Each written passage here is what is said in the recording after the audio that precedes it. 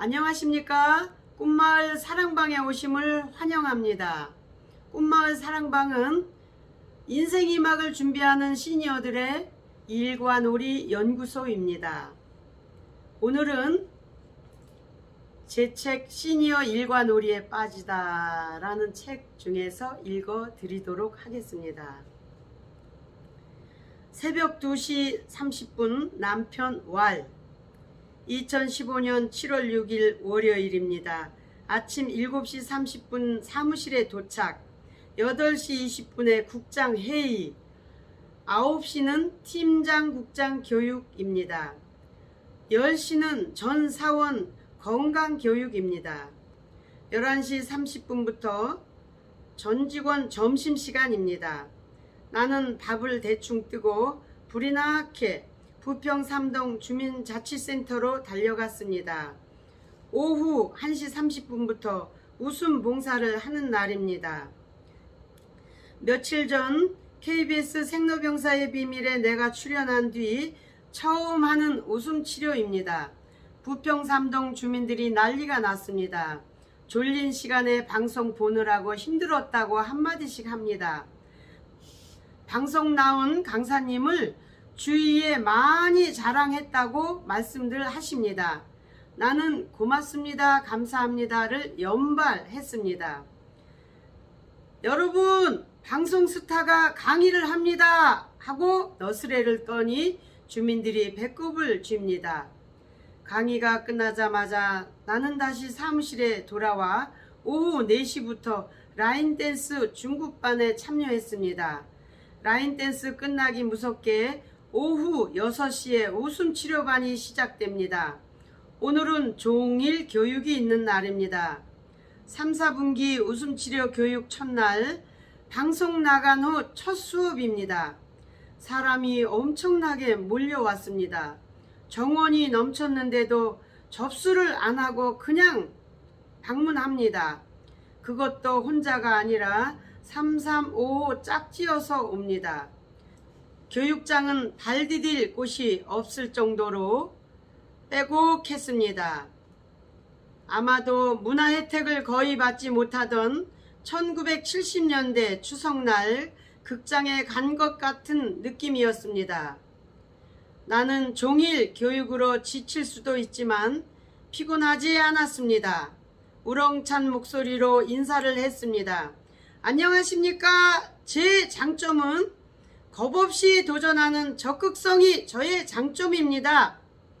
용기 없는 천재보다 도전하는 바보가 낫습니다. 겁없이 도전하는 박정혜입니다. 우레와 같은 박수소리와 함성으로 건물이 떠나갈 듯 합니다. 2시간 동안 웃음치료를 열광했습니다. 마치 그분이 오신 듯 했습니다. 처음 온 사람도 흥겨움에 도취됐습니다. 정말 신나게 박수치며 크게 웃었습니다. 그녀들은 이렇게 웃을 줄 몰랐다며 눈물을 흘릴 정도였습니다.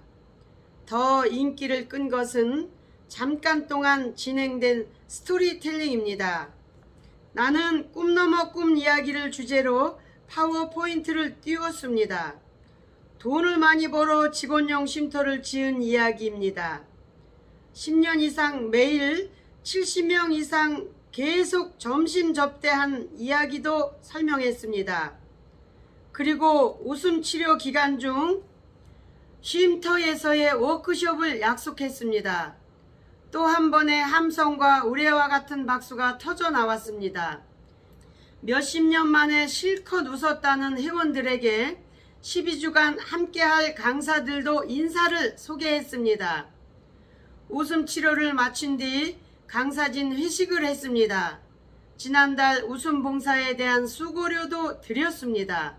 큰 돈은 아니지만 받는 것은 기쁨입니다. 강사들이 참 좋아했습니다. 더 많이 드리지 못하는 게 늘 내게는 아쉬웠습니다. 집에 오니 밤 11시입니다. 남편은 벌써 한밤중입니다. 코를 골고 주무시고 있었습니다. 나는 조용히 씻은 뒤 컴퓨터 앞에 앉았습니다. 이때부터 내가 해야 할 일이 있습니다. 매일 계속되는 숙제입니다. 2015년 5월부터 책 쓰기를 시작했습니다. 작가분과 약속을 했습니다. 하루 A4 용지 2장 분량을 써서 보내기로 약속했습니다. 컴퓨터 앞에 앉은 시간이 자정이 가까운 11시 30분이었습니다. 정신없이 글을 써내려갔습니다. 한잠을 자고 깬 남편이 화장실 물 내리는 소리가 났습니다. 시계는 어느덧 자정을 넘겨 12시 30분입니다.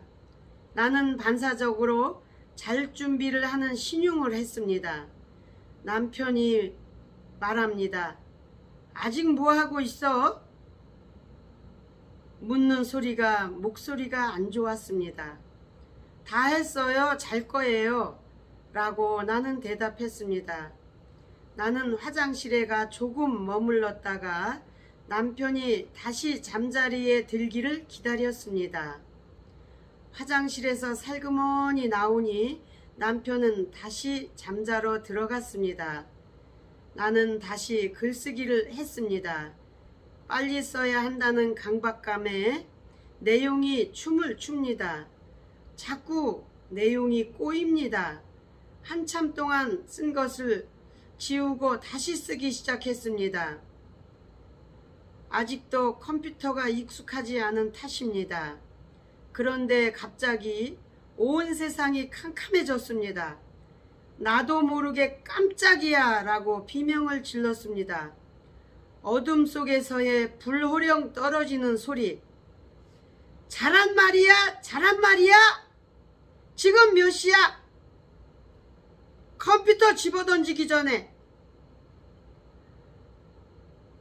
불호령 떨어지는 소리에 깜짝 놀란 나는 불이 나간 줄만 알았습니다. 자다 일어난 남편이 두꺼비집을 내린 것입니다. 나는 깜깜나라에서 죄인처럼 멍하니 서 있었습니다.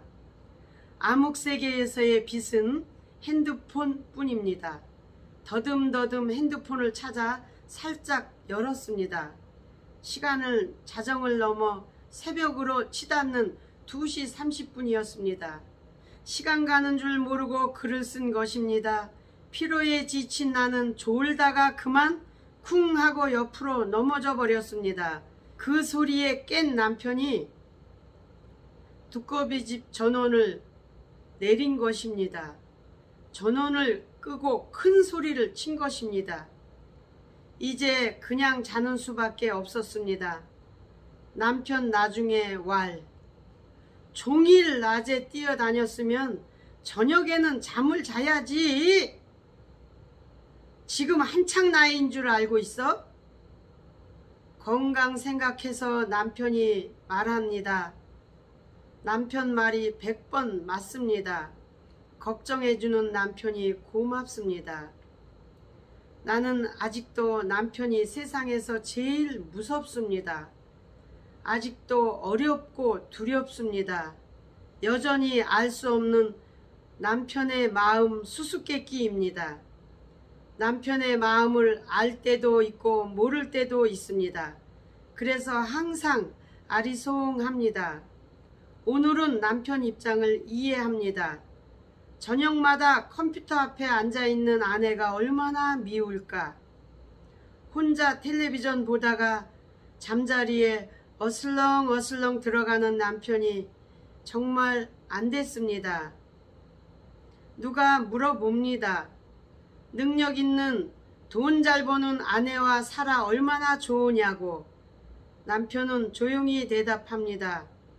된장찌개 바글바글 끓여서 함께 밥 먹는 아내가 좋다고.